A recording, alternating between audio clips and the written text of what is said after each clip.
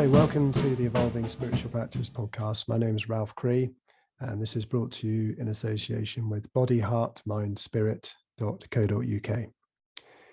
In this episode, I talked to Trilby Fairfax about voice dialogue, which is a technique that comes from psychology and also spiritual practice of exploring the different sub-personalities, which is called voices in this voice dialogue work, and where you, with a facilitator, you are helped to explore the different sub-personalities that make up who you are. It's a transformational technique in the sense that it enables you to have a wider palette of colors to meet life with. The palette of colors being the different aspects of yourself that you'll become ever more freely able to move around and inhabit, and without becoming obsessed with or overly identified with any one of them. Trilby and her husband Peter have been working for many decades with voice dialogue work, and they've trained with Helen Sidra Stone, who were the couple that invented this work. I've done some training with them, which I thought was amazing and really changed my life. So this, you have to excuse my voice. I've just recovered from a cold, so my voice sounds a bit croaky. The internet connection wasn't great on Trilby's side of things.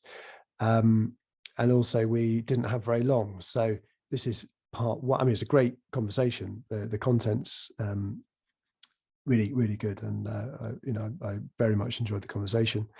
This is going to be part one, because there's a lot more that I hope to explore with Trilby, and we're going to book in a part two to do. So we'll leave you with Trilby Fairfax. Trilby Fairfax, welcome to the Evolving Spiritual Practice podcast.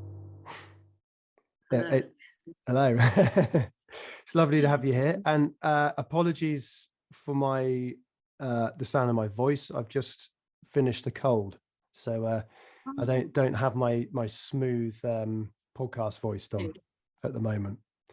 I can't hear the difference, so don't worry about it. Okay. So we are going to talk about voice dialogue, which I'll let you explain what that is. But I'll just, for those listening, say how I met you to begin with. And then maybe you could say a little bit about what voice dialogue is and how you came to get into that work. So I met you so I think nearly 20 years ago. I got into something called the Big Mind process, which was a kind of a Zen process developed by an American Roshi called Genpo Roshi. A bit of a controversial figure, has had some personal problems, but created this really fantastic process, which was about working with different sub-personalities. And I then discovered that there was a psychological technique, which was was the parent of this Big Mind process, called voice dialogue, developed by a couple called Helen Sidra Stone. So I was like, I've got to find out about this. Got onto the internet, and lo and behold, just down the road from where I live, I found you and your husband Peter had been done training with Helen Sidra Stone and were delivering trainings in voice dialogue. So I've had I think 4 private voice dialogue sessions with you and Peter, and then I've also done 3 residential weekends at your house with a group of people as part of a training. So that's just a little bit of history about how I met you. Please could you say how you perhaps start with saying what voice dialogue is, and then how you got into the work. Yeah. Thanks. Voice dialogue. Helen Cedar Stone developed voice dialogue in the 80s, and after a while they started calling it voice dialogue and the psychology of selves. And that's actually a very good way of describing it, because it's the psychology of selves, the different selves we have inside us, the parts of us.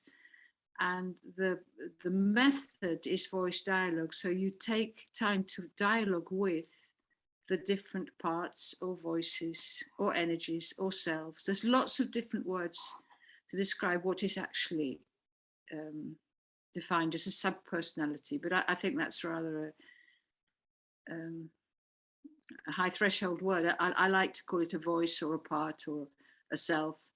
And these we all have these different tendencies or parts inside us. I mean, the example I always use in the beginning to keep it quite low threshold for any audience would be something like, if you're deciding whether you can afford to buy that computer or that skirt or that whatever it is you want to buy, and it's more expensive than you budgeted, and you're having this debate within yourself, well, shall I do it or shall I not do it? And immediately different parts of yourself are coming into play. Or if you're wondering about this new person you've met and you're thinking, well, I did like him or her extraordinarily, and yet there's another part cautioning you to hold back because there was something about the conversation. So as soon as you've got something like that going on inside yourself, we're talking about the different selves, the different parts. And voice dialogue is the method which helps us to dialogue with the different parts. And the unique thing about Helen Cedar's work, because there are other methods that use parts work, but Helen Cedar developed this amazing sort of extra dimension to the work, which is the using the state of awareness. They talk about 3 states of consciousness.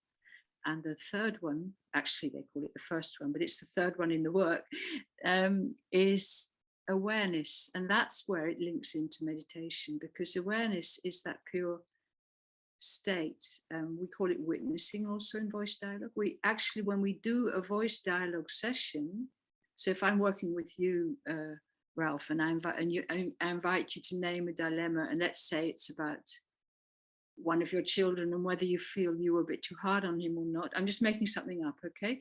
And there's different parts of you and you're exploring that in a session, and then towards the end, I ask you to be in the middle position. So we ask people to actually move into different parts, so slightly shift or lean into a different position, coming back to what we call the middle position, which is what we call the aware ego process. I'll say more about that in a minute. And then we invite somebody to step right out of the whole field, the place they've been in, literally, and come and stand next to the facilitator. That's the name of the person who's facilitating the session. It's the voice dialogue facilitator. And to stand next to that person and just view, witness, letting go of opinions, judgments, and if opinions, it's just like with meditating, if they come, just let them come and let them go, but don't get attached to them. So it's a state of non-attachment and viewing and witnessing, as if you're seeing the film of that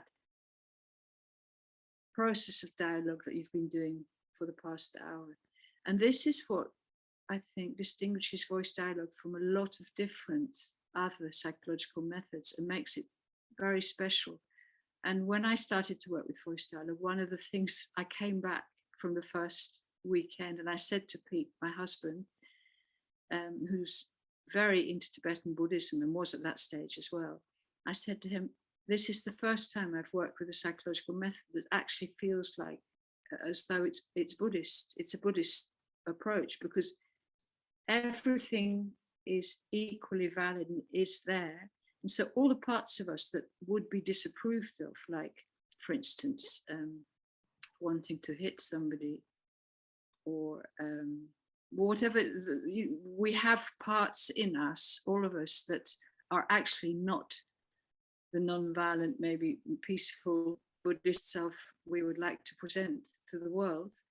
And yet that part, the inner fascist, that is alive in you. And when you've dialogued with it, you can find out what moves it to come to the fore.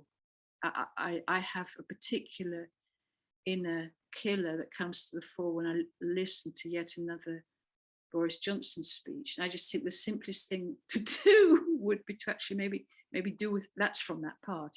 And of course I wouldn't allow myself to actually act out on it. But from that part, there is, I get that murderous feeling sometimes. And that's when I stop the video.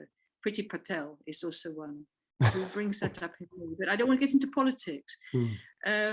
What I'm trying to say, politics is very fertile ground for, yes, it's very for noticing your trigger points and some perhaps disowned selves in oneself, or that, you know, that word disowned is really crucial, because as I don't know how I got myself into talking about having an inner killer, but I think it's quite important, because that's a totally something I would disown. I wouldn't want to admit to that, and yet we all have it in principle inside of ourselves, and it is mostly disowned. But if you imagine, I think you've got kids, haven't you, Ralph? And I've got kids, and if you imagine if somebody was coming to hurt one of your kids, what would come out in you?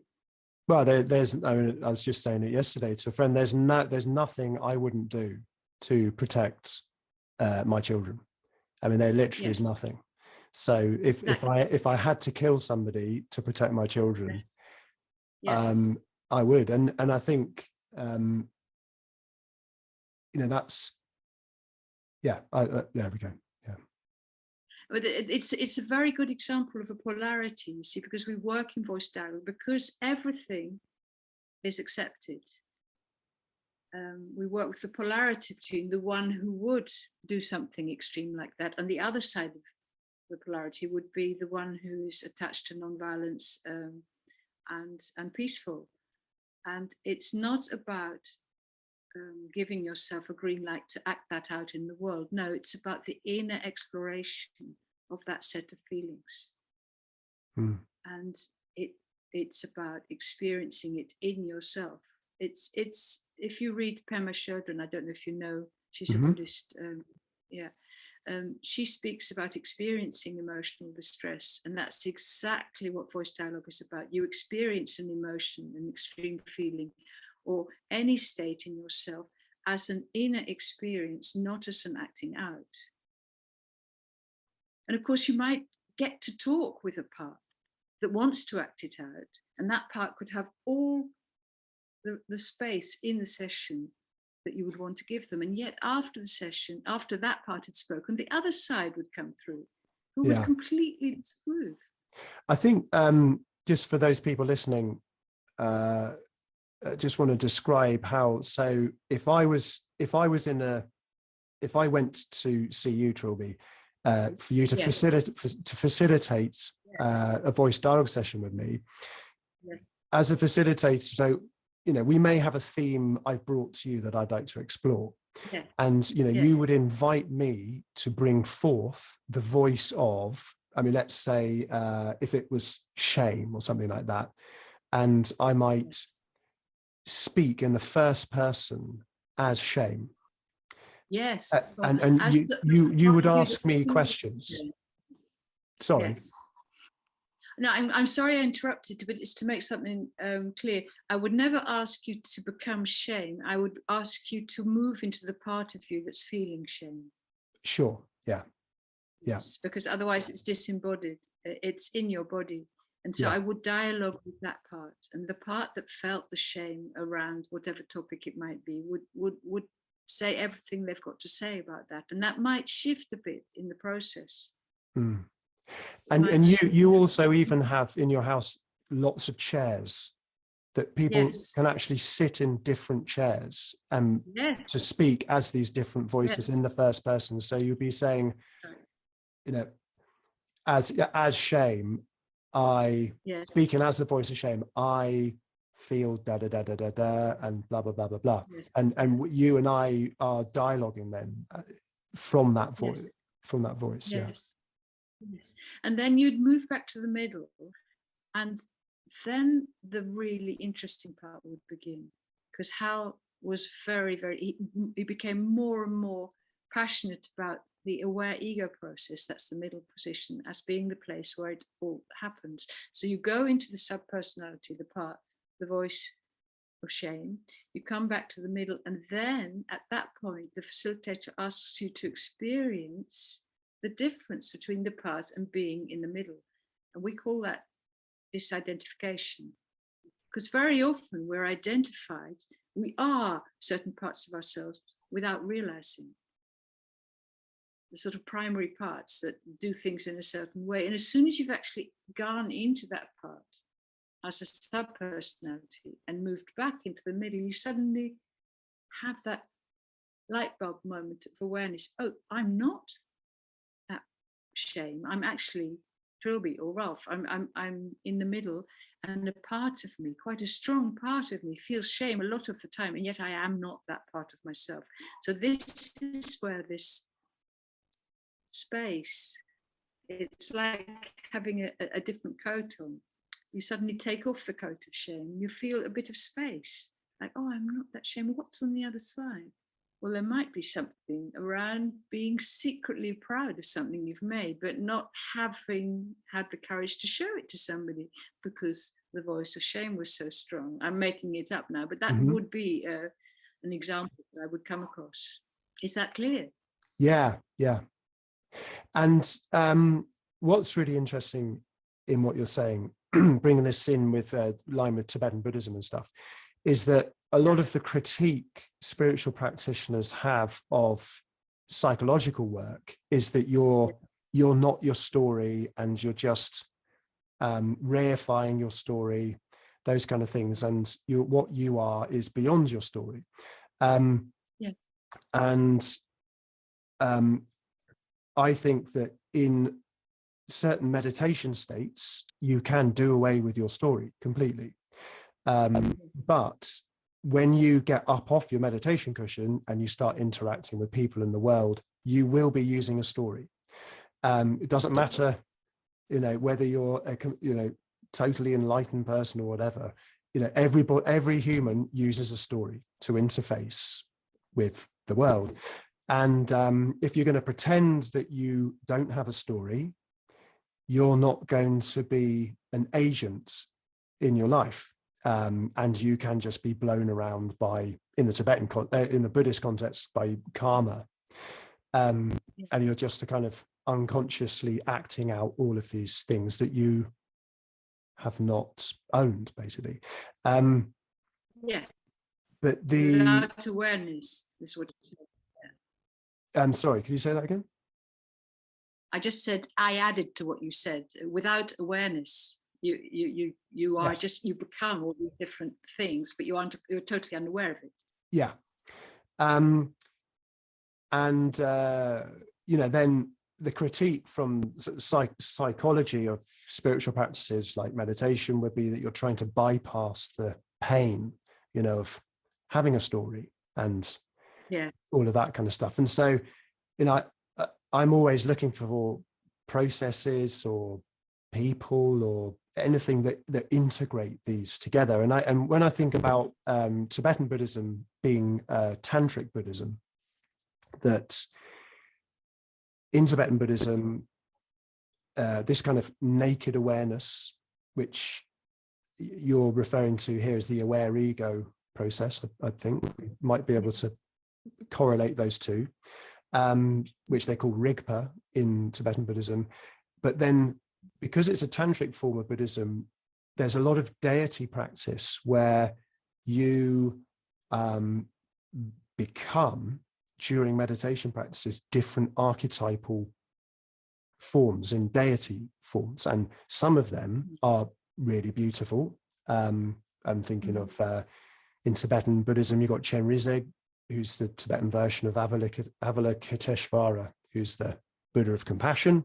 Very, very nice. But on the other side, you've got some of these bloodthirsty, demon-looking deities, Hevajra and Vajrabhairava, and those are no less part of the pantheon of the Buddhas and yourself than the kind of the nice ones.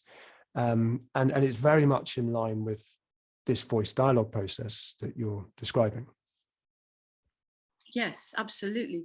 That struck me when we were in Tibet. We went in 2012. We went to Tibet and obviously saw a lot of temples. And the first god archetype, and unfortunately I can't remember his name, was one of those fierce, aggressive ones that you described. So there was a really strong warrior type god protecting the entrance. And once you'd passed that one, you came into more in touch with the different archetypes, the different gods and goddesses, and that struck me. So I felt at home with that, because it's exactly the same as we work with archetypes as well. All the subpersonalities, the parts, are, what's the word? Their roots, their foundations go back to what Jung calls the collective unconscious, which is the widest circle of parts that are more collective to all humans and would be represented by Buddhist, different Buddhist, the ones you've mentioned, with Buddhist gods and goddesses, and are also represented by deities in other religions or ways of spiritual practices. And those are collective in the sense that a warrior or a rational mind, or Aphrodite comes to mind, the Venus archetype, or the Mercury. Those are some of the Roman or the Greek gods. Those archetypes are in the field of the collective unconscious, and our personal versions of those are in the field of the around us, like a circle of all the different parts we have that come into play. Some of them we know and some of them we don't. Some of them are in the shadow and haven't been given any airspace. And it's when all those different parts, whether they're disowned or what we call primary, get the airspace and start to be able to speak and explore, and you feel the connection into the more archetypal realms, that's when you start to get in touch with many more aspects of yourself than you ever thought existed in you. Because some of the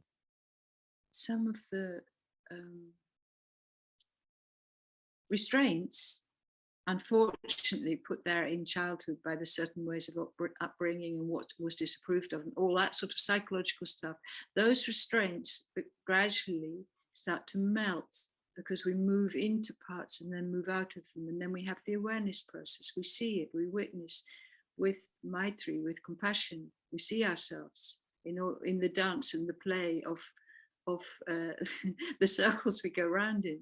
And we start to accept and then maybe even love ourselves more and more, even those a bit shameful parts that we'd rather not talk about, or rather that somebody else didn't see. We start to show them to other people, like facilitators or friends. And then we suddenly realize that you, Ralph, or me, Trilby, we're just like anybody else. We're sort of ordinary people with our ups and downs and our mistakes and our failings, but we've also got our beauty inside and all the things we've got to offer. And all those parts become, it's like having a palette as an artist, and we've got all the colors are there suddenly. It's so wonderful. And that's why I've been doing this work since when did I first meet voice dialogue? That's quite funny. That's lovely to say. Actually, it was a misunderstanding. I was teaching voice liberation at the time. I was working with singing and the human voice and anything in that direction that was freeing up. Also, I was working with the Roy Hart Theatre, and they were saying, your voice is like a mountain with many caves. Go into all the caves there are. So in the way they were, the Roy Hart Theatre were approaching the human voice, they were already doing voice dialogue, but more with sounds and with singing. So they were bringing up the raw and the ugly sounds, and that was my way of working with voice.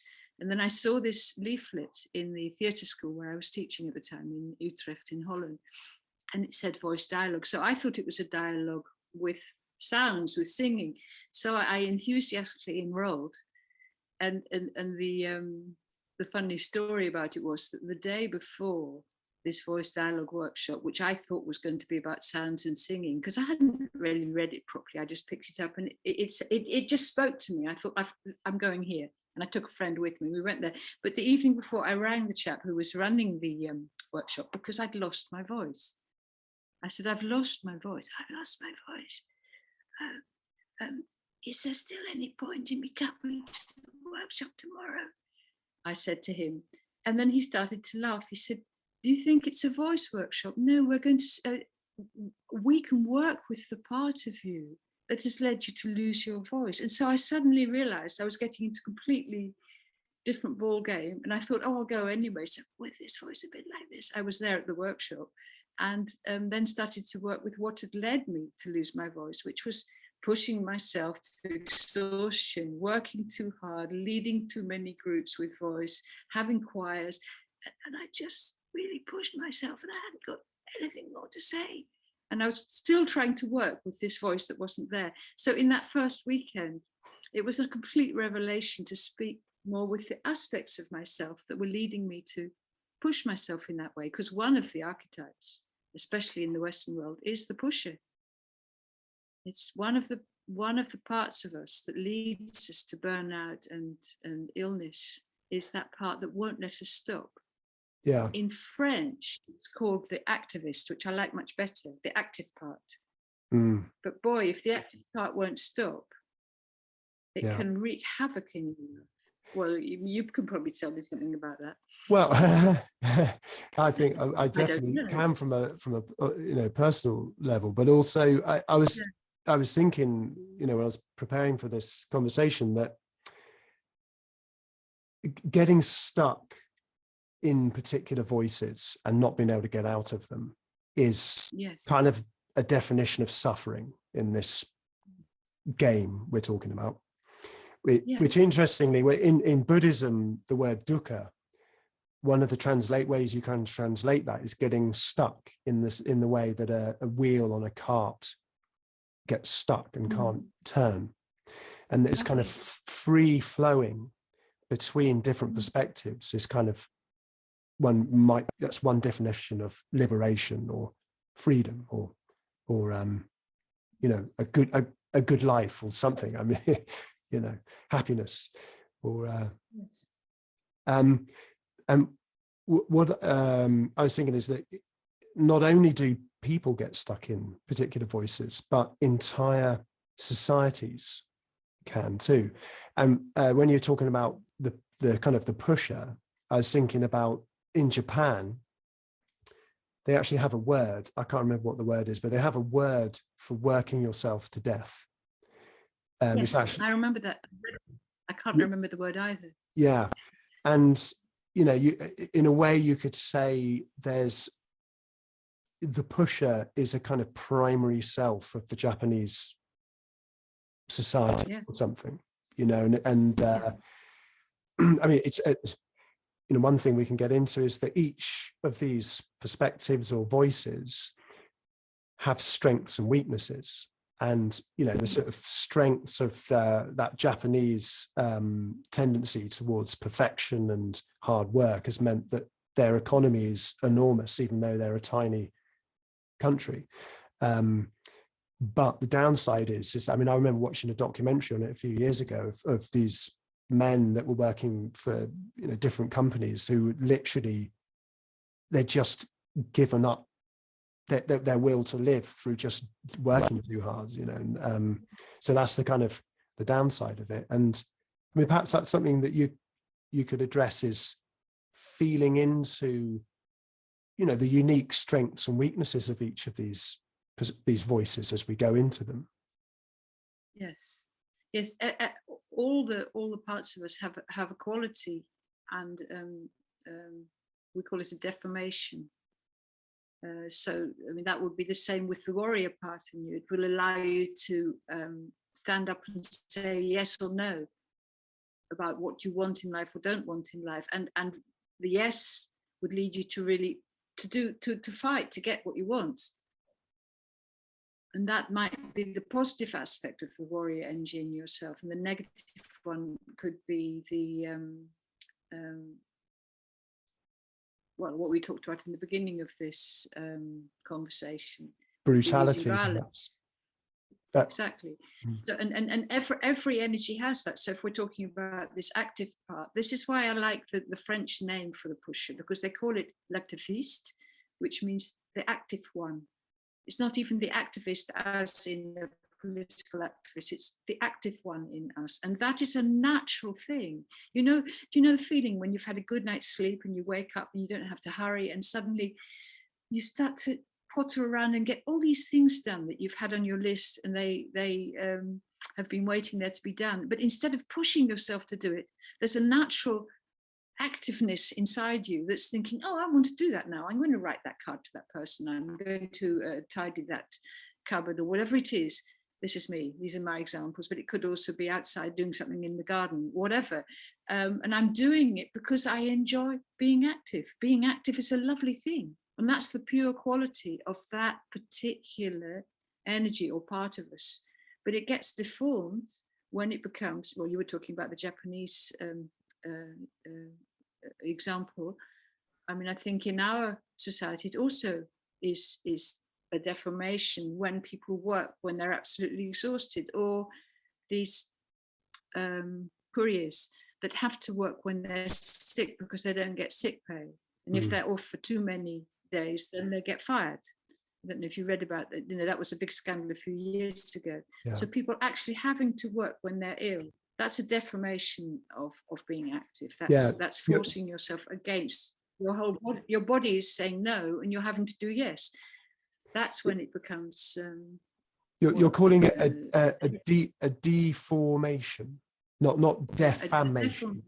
Deforming. Yeah. Oh, sorry. It's probably my Dutch and English confusion. A deformation. Yes, it's something that's deformed. Yeah. It's not. It's a deformed version of a pure quality. Yeah. Okay. So if you're an artist, and one of the big strengths in you is that you can perform as an actor, that would be your quality. But if you're doing that all the time at home and in the family, and when you're at a party and all over the place, so everyone's thinking, oh my God, Ralph's coming to that party again. He's going to be up there taking the stage and stealing the show, and everyone's got to listen to him. That would be like, sorry, I don't mean you're actually like that. I'm taking you as an example. That would be a deformed version of that beautiful quality of being this performer. It would mean you were so addicted to performing that you had to perform all the time, and people would get really fed up with you. Yeah. I think that's a clear example, but it's all of these ones. It's like being the one who does the household tasks, and if you get into that and you can't stop, and you're sort of on your own doing it, and then in the end you're going to feel oppressed and also unhappy, because it's you every time taking out the rubbish or doing whatever it is, and you can't just think, do you know what, I'm not going to do that today. Let the rubbish spill over. Somebody else can do it. I'm going to read a book, because you've become this sort of over the top, coping household person. Well, I wanted to say about this sort of special opportunity a facilitated session offers. That I don't know if you've ever watched Star Trek, but they have this thing on their spaceship called the holodeck, and it's kind of like a virtual reality thing that you go into, and you're in a world that doesn't, it's not the real, it doesn't, no one's going to get killed in it. I mean, you can learn combat in there without actually killing anybody. You're just doing it in this virtual space. So people would worry, and I remember when I first got into this work, I worried that, oh well, what if Peter or Trilby are going to we're going to do this session, and what if I go into a voice that scares me? Some of the, let's say, so I remember I did a session with Peter where he asked, I ended up speaking as the terrorist. That's right, yeah. And but so it's like the holodeck in that there's this safe container built around these facilitated sessions where you can playfully and really deeply explore these different personalities that make up who we are. And it's like it's the training ground, it's the dojo, or the kind of it's the training ground where you can explore this stuff.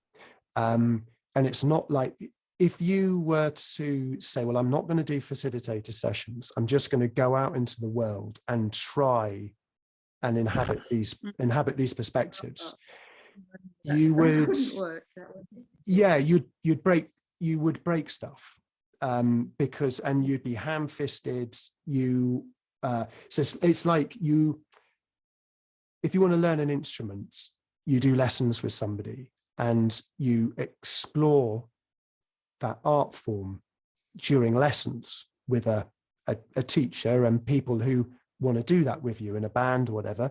You don't book your first gig, before you've learned to play a scale. I mean, it's a little bit of a forced analogy here, but so that there's something very special about the container of doing this work that means that you really get the opportunity to explore, we're kind of going a bit down onto all the dark side stuff, but we'll get to the golden shadow perhaps in a bit. But the pervert, the murderer, the terrorists, there's no limit to how deep you can go into this, but it's safe to do that. And it's interesting you're saying this, Ralph, because actually in my whole long experience, and I've been doing this work since 1989, 1990, I haven't actually worked with a few of those extreme examples that you've given me. It very rarely happens that people go to that depth of extremity, because I think the reason I bring it up is that people would worry about it. I remember just recently I watched a documentary on a guy who had OCD, and he was a lot of it was based around, he was worried he was a paedophile, but he wasn't. But it was his entire life revolved around about that.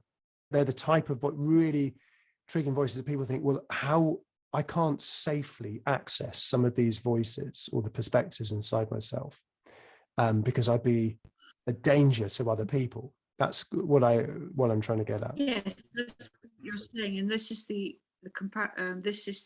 metaphor you're giving of this place in this. I haven't actually watched Star Trek, but the deck you're describing has a special sort of protected, different energy, and this is a place. This is what a voice dialogue session is like, and what you've got in a voice dialogue session is that the facilitator will be sure to make sure that what we call your primary self system, which means the set of protective parts, which could be the pusher, the perfectionist, the inner critic is another part that helps to protect you. The ones that obey the rules, and they've come into being to keep you safe. And in the beginning of the work, Helen Studio used to call them the protector controller, and that was a sort of cluster of different, what they call primary selves, and those parts need to be honored and spoken to. And one of the golden rules in voice dialogue as a facilitator, when we're teaching people to facilitate, is that if you meet somebody for the first time or the second or even the third time, make sure that you allow these primary parts to speak, because you can't bypass a whole set of, in the Freudian terms, these are the defense mechanisms. You can't bypass them. You need to honor them. And this is the wonderful thing about voice dialogue. All parts of us are honored in an equal way. Of course, as a facilitator, you have a secret preference of a part of a person they're working with than another part. That's there, but that's your personal preference. But in the whole context of the way we work, everything is accepted equally. and the primary parts need to be on board with any change or transformational process that's going on, because we call this transformational work. We're transforming as we get to know these parts, as things inside ourselves starts to shift. It happens in quite a safe way in this special protected space, which is represented by the session and the whole ritual of the session, which is that you get to know each other in the middle position, the ego position we call it, and then you move to a sub-personality. Now there are quite strict rules about when you move into a part. If, for instance, I'm giving you a session and you've moved into a child part, or maybe one of your protector parts, and the postman comes and I have to answer the door, I, the facilitator. It shouldn't happen, but it can happen, okay? I will always ask you to move back to the middle. I will never leave you in one of those parts, because how we were trained, we were told, and I think it's true, it's an altered state of consciousness. Because if you, Ralph, are in your inner critic, or in an aspect of your inner child, or if you're in an aspect of your warrior, you're not actually the normal daily life Ralph. And if I'm in one of those, I'm not the normal daily life Trilby who walks out of the door and talks to the postman. So I need to make sure that you come back into the middle so that you can feel the child next to you, or the warrior, and yet you're back to being, I'm the guy who got up this morning and is going to bed this evening, and I'm going to have my dinner at 7 o'clock. You know, I know who I am. This is my persona. So it is a very special thing that happens in a session. You're quite right. And it's protected. We protect it vehemently. So if I'm in a training group and I'm giving vehemently, what a lovely word. I'm giving a session and there's a few people observing. If one of them starts to behave inappropriately, says something, or is not concentrating, I will make sure that person either leaves the room or focuses on what's happening in the session that they're observing. Because it is an altered state of consciousness. The whole thing is working with something that is vulnerable. It's very vulnerable. When my protective voices have told me my whole life, you've got to be a good girl and please people. And suddenly I'm in this raging part who doesn't want to be nice. That's a vulnerable thing to happen, because all my protecting parts are thinking, oh my God, this isn't safe. This isn't safe. When's this going to end? They've got to be honoured as well. Mm. I think when I think one learns through going into, let's say, I don't know, like rage or something like that, and you're worried about that because you're like, oh, if I touch that rage, it's going to consume me, and it might consume the other people in my life. But then what one understands, and this is how a facilitator can help you, is you learn to recognize that there are other constraining voices around. So, you know, as well as having rage as a sub-personality within ourselves, we've also got, you know, the pacifist or the gentleman. Also, you know, there are other voices which, you know, constraining is probably not the right word, but the kind of ecosystem of voices that we have inside ourselves has some kind of harmony to it. And I think that's one of the things that, so, you know, for people listening, this, I'm kind of just zeroing in on this point just for the moment, that people might worry about, I'm thinking in the old days, I would have called it demon possession or something, becoming possessed by some negative trait, which I feel might become all consuming. But then once you, through doing this work repeatedly, learn that you actually have the freedom to move around the entire ecosystem, you actually understand that there are all sorts of voices that work together in this harmony. So, you know, that the safety doesn't only come from the container of doing the work and the facilitator session. The safety, there is safety inside yourself too, that's created Yes, by that's all of the the point. balancing of the voices. Oh, if I didn't make that clear, then I'll add on to what I said just now. The safety is in yourself. Those defense mechanisms, all those protective mechanisms which have taken you safely through childhood and taken you into adulthood, have their advantages because they are keeping you intact. And yet, to find the more space inside yourself, you'll need to let go of some of their rules and ways of thinking. Yeah. Because if you've been taught to be polite, to speak politely and never raise your voice, as I was as a child, then a part of me that's angry wouldn't get a look in, or a part of me that was maybe upset and distressed wouldn't get a look in, or a spontaneous part that didn't want to be polite and just wanted to do my own thing and walk away. Walk away when Uncle Rowan came instead of having to be nice to him. I didn't like Uncle Rowan. I would have just walked away into the garden, but I had to stay and talk to Uncle Rowan, you know?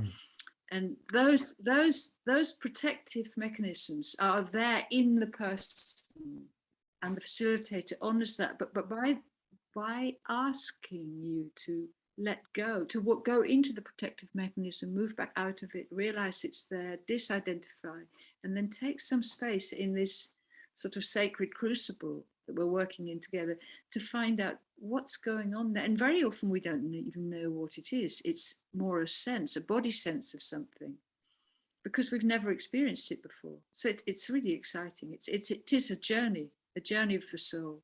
That's how I've experienced it. Yeah.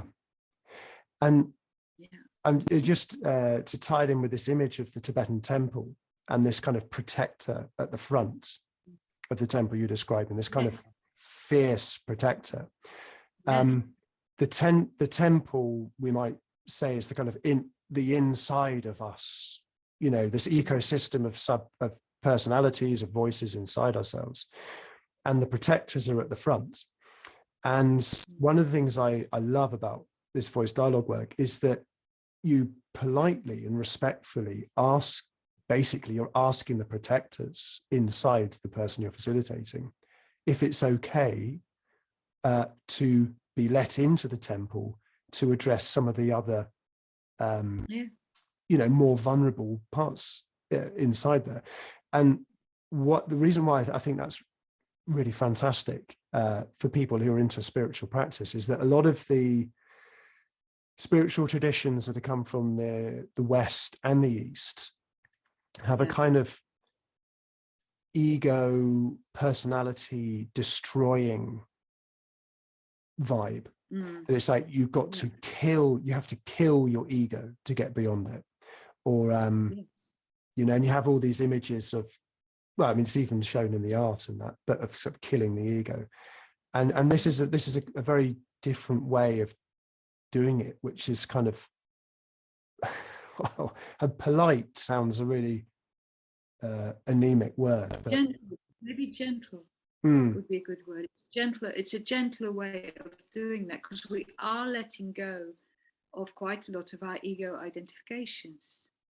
And in that process of doing that year in, year out, there's so much transformation going on. And yet, in the Jungian sense, there is a self, there's a Trilby, there's a Ralph, and that is the being. I call it my Trilbiness. If people ask about the self and ask about what you're saying and letting go of ego altogether, I say, yes, letting go of attachment to certain ways of being is letting go of ego. But there is a Trilbiness in me that's unique and irreplaceable. Nobody else has ever been this Trilby who was born in 1948 and whatever. I'm not going to tell my whole story. And at one point I'm going to die, and then you're going to say to me, maybe you're going to come back and reincarnate, and I'm going to say, maybe I am, maybe I aren't, who knows. But that particular being has never been here before and will never come again. And that's the unicity, right? And within the confines of that I am who I am, I can really help myself and help other people in the work I do to let go to quite a large extent of ego, i.e. of identification with wanting and needing things to be a certain way, or if we've worked around a topic, actively choosing for things to be that way. But that's a completely different ball game that getting identified with ego, and it's got to be like that. It's just such a subtle difference, but it has to do with this awareness, which is the meditative state. Yeah. That's a part of the process. But maybe the last thing we might explore in this part one is the difference between disidentification and disowning. So disidentification is a kind of is a move of freedom, whereas disowning is not actually a move of being free. I can explain that very easily. Yeah. It's in the terminology of voice dialogue, it's very clear. A disowned self is a part of yourself that is in the shadow. You don't know it. So, for instance, I'm taking my example. It's the easiest because I know myself quite well. When I started any sort of consciousness work, psychological work, I was identified with being good and pleasant and pleasing and helpful. And what was disowned in me was being allowed to put my own needs first. And in the shadow, I had quite a strong, rather narcissistic part who did that anyway, but I wasn't aware of that. What I was aware of was that if you, Ralph, asked me something, that I should give you what you wanted, and I should make sure you got your cup of tea and whatever you needed and serve you. And then I would go and do whatever I needed to do. That was the way I was brought up, to be a good girl and to think of others. Okay, so that's my identification. The disown side was a strong part of my personality, which was actually thinks, I don't really care whether he's got a cup of tea. I want to go off and write that poem, right? So choosing what I want wasn't allowed in our family. You had to put others first. So that way of being became my identification, and the doing what I wanted to do myself became the disowned part. When you, Ralph, give me, let's turn the roles around, and you're facilitating me and you're saying, okay, let's move into that good girl, and I'm going into good girl, and I'm getting really boring and telling you all the rules about how good I have to be. And you talk to me for a while and you listen, and then you ask me to move back to the middle, which is the aware ego process. A process of disidentification is starting to happen because you've helped me be in that good girl, be her completely. And as I come back to the middle, I'm not that color anymore. Something's changing in me. I'm disidentifying. You might have to work with me as my facilitator 20 times with all those rules about pleasing and being good and serving others and thinking of others and not asking for the extra bit of cake and all the things, you know. And then very gradually, I will be imbuing this awareness and realizing that I don't have to be that good girl. So I will be disidentifying from her, which will make space for the disowned part on the other side. So the disowned part is the polarity to that primary self, the one we're identifying. And the more we disidentify from that very well-known primary side, the more space there can be for me saying to you, Ralph, you know where to find the tea. I've just got to go off this afternoon because I've got something to do that I really want to do for myself. I'm going out into the woods with my book and I'm going to write some poems. And it's great you've dropped by. I'll see you later. Yeah. That would be an extreme example, but you see what I'm saying. Mm. Yeah, that's brilliant. Does that clarify the difference between those words? Yeah, it's brilliant. Yeah, it's great. That's really, really helpful. Okay. So yeah, we're gonna have to finish there, and we'll book in a part 2. And thank you so much, Trilby. I really appreciate that. You talking. Yes. Just if people want to find out more about your work, where would they go? We've got a website called Transforming Dialogue. And I'll put a link That's to that. wonderful. I'll put a link to that Yes. in the show notes. Yes, Yeah. that's fine. You can do that. Cool. I made all the music that I use in my podcasts. If you'd like to hear more of my music, please visit SoundCloud and check out my profile, Ralph Cree.